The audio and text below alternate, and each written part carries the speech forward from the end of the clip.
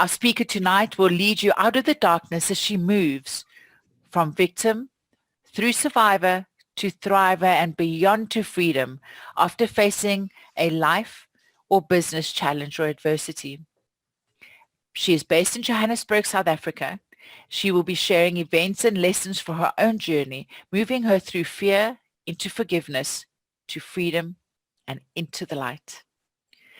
Lois Wagner is an accomplished speaker, storyteller, mentor, inspirer, learning facilitator, and empowering coach through her program using the acronym SMILE. Lower your guard, open your heart to find the light as we welcome Lois to share her smile with us as she takes us on a journey of healing. My first awareness of him is when he has one arm around my throat and the other holding a screwdriver to my neck. He is small and slight and dark. I scream and scream. He stabs me in the cheek. I scream and scream. He stabs me in the neck. He stabs me in the neck. He stabs me in the neck. He is small. I can overpower him. I grab the screwdriver and thrust it into his side. He tightens the grip around my throat. I feel myself blacking out. I fight back. I lunge, I plunge, I hit, I kick, he stabs, I scream. I lunge, I plunge, I hit, I kick, he stabs, I scream. He stabs me in the throat. He stabs me in the mouth. I see a tooth flying through the air in slow motion. It must be mine. I don't feel it. I lunge, I plunge, I hit, I kick, he stabs, I scream.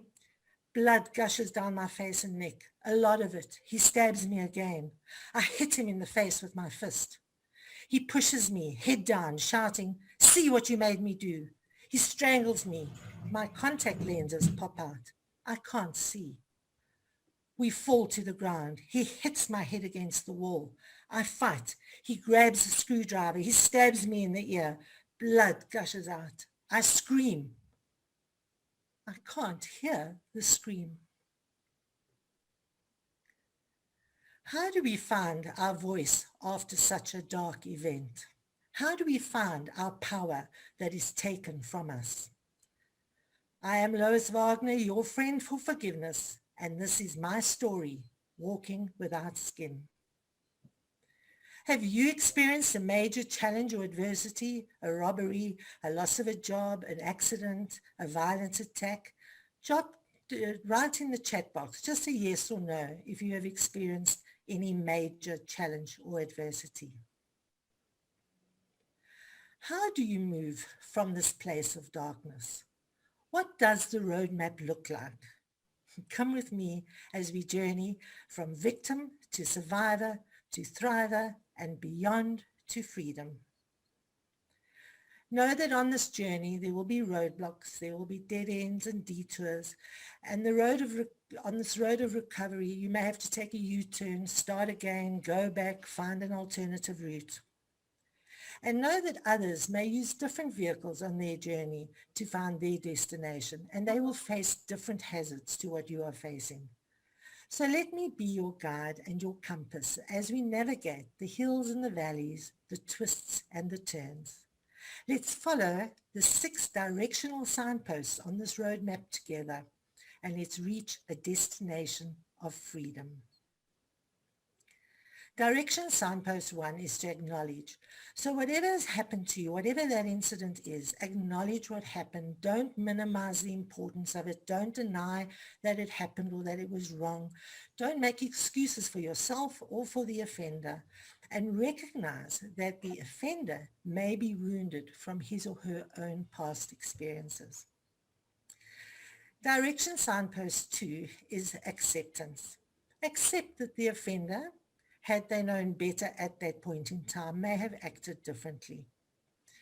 And understand all your hurt and emotions. Feel those emotions. Honor the feelings. Take responsibility for the feeling. Don't brush it under the table. It's important to feel every single emotion that emerges.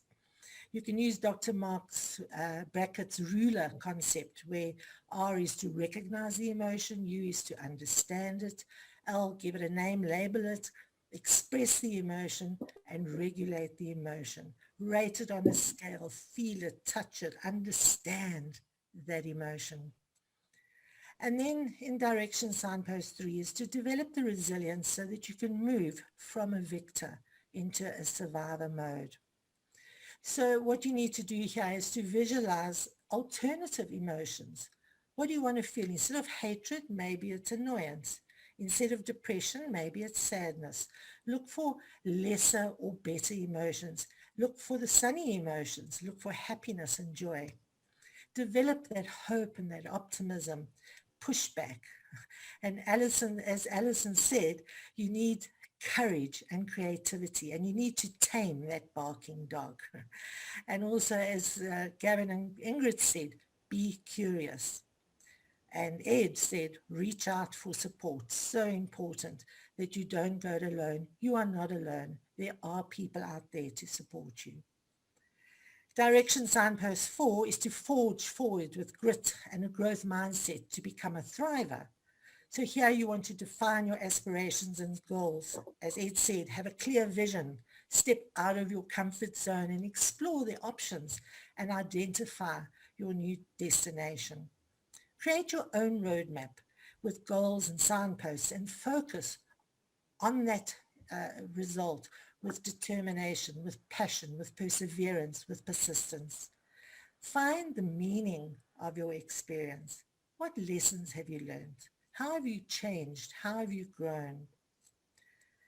And then to find freedom, you need to follow direction signposts 5 and 6.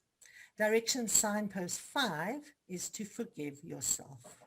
Forgive yourself for being in that situation and forgive yourself for any feelings or emotions that you feel were not serving you. They were serving you. They were there for a reason. Forgive yourself for having feelings of hatred or disgust or wanting to murder somebody. They are natural feelings. And then direction signpost 6 is to forgive others, to forgive the perpetrator.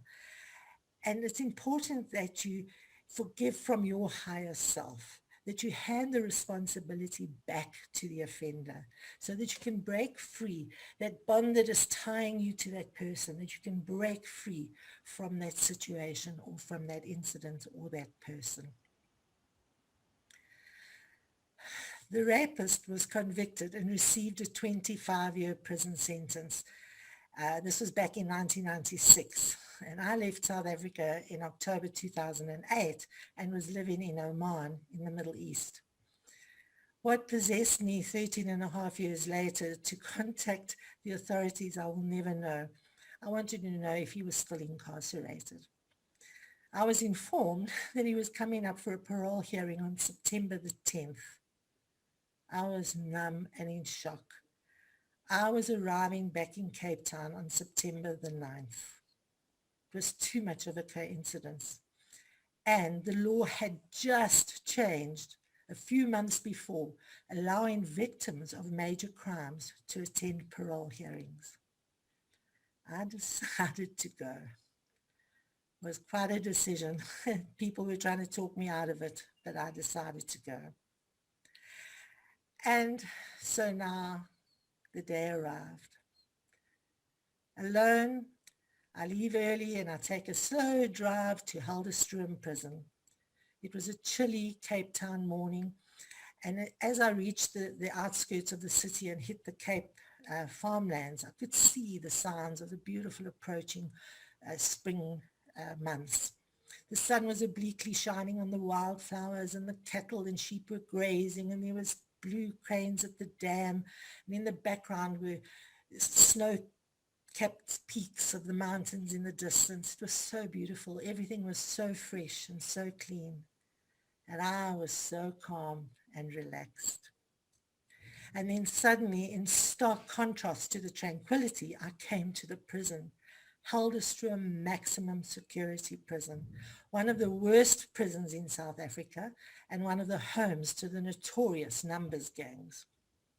The electric and barbed wire fence, incongruous against this magnificent backdrop, It reminded me of why I was there. I was greeted by bulletproof vested security guards. They were expecting me, and everybody was wonderfully warm and friendly. I was escorted through a typically government-looking building with a faint antiseptic hospital odor. I then entered the prison. I am searched. I'm escorted down a narrow corridors with a series of iron gates, each clanging shut behind me. Oh, it was quite creepy. We walk down these narrow passages and there's these orange overalled prisoners who are all waiting either for their therapy sessions or for their parole hearings. I do not see Richard Cheswell, and I'm feeling okay. I enter the room. There's a boardroom table with about 8 people around it. They introduce me. They apologize that I had to walk through the prison. I was the first person in South Africa to attend one of these parole hearings, and they weren't quite sure how to deal with me. And they said a new wing has currently been constructed so that they could hold these meetings outside of the prison. So after various administrative discussions, I get the opportunity to address the prisoner. Richard, as I face you in prison and I look you in the eyes, you are and were totally responsible for your own thoughts and actions. And I do not condone what you have done. You are accountable for what you did. I accept back my power and I compassionately and completely forgive you. I take back my freedom. Before leaving that sad, bad building, I shake hands with the rapist and pose for a photograph. After all, I was the first person to do this.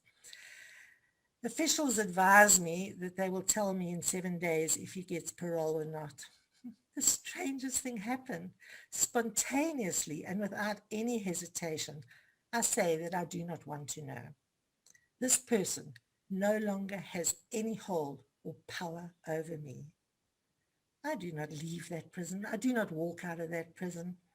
I move out of the darkness into the light, and I fly free from those physical and emotional walls and boundaries. Do you want to find your voice? Do you want to restore your power? Do you want to find the light? Do you want to find freedom? As Chris said, you need the passion with a plan and in a partnership. Do you have a journey to walk? Let me guide you through this journey of healing and recovery. Let me take you from victim to survivor to thriver and beyond to freedom. And I would love if you have faced any kind of adversity or major challenge, a loss of a job, an accident, a hijacking, gender-based violence, do jot in the chat whether you are a victim, a survivor, a thriver, or whether you are free. I would love to know where you are on your journey of healing. But more importantly for me is to stop this happening. As Gavin and Ingrid were saying, you know, it is such a scourge. It's just terrible what is happening in this country and the rest of the world. And we need to change this narrative. And we need to lead you to be brave. The road where we can fight masculine toxicity to eliminate sexual and gender-based violence, where we understand boundaries. What are those things you like and don't like? What are your boundaries and what are the boundaries of your partner and the people around you? And then R is to respect those boundaries, respect the person's values and beliefs. Agreement, consent. Agreement is not a no. Agreement is an enthusiastic yes. Values. What are your values other than the basic indoctrinated values we have from our homes and our schools and our institutes, the values of thou shalt not kill, but your own personal values? What is important to you? And then share those values vulnerably with your partner and the people around you. Equality. Gavin and Ingrid covered that in a lot of depth, but it's so, so important. And then empathy, as Gavin and Ingrid said, is cultivate connection.